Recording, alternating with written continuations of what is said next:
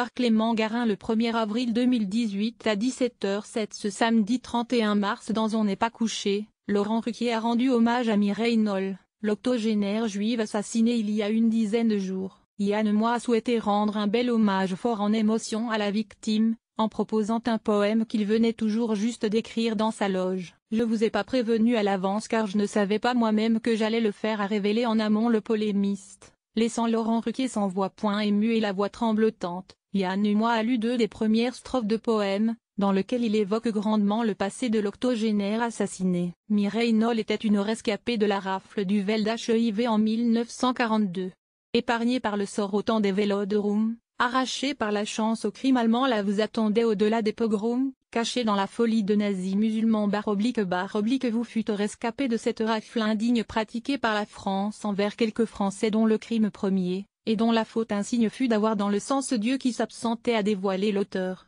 Que les coups de couteau dont on vous lacéra sur compte Twitter, l'émission On n'est pas couché a dévoilé l'entièreté du poème, fortement relayé par les téléspectateurs et internautes, et votre peuple haï pour sa naissance, c'est tout au fond de lui que les coups de couteau dont on vous lacéra, n'est rien qui recommence mais une haine fixe en un changeant bourreau // votre peuple puni pour essence, c'est du fond de sa nuit que cet autodafé où l'on vous immola est une efflorescence du toujours même mal, autrement paraphé // et votre peuple honni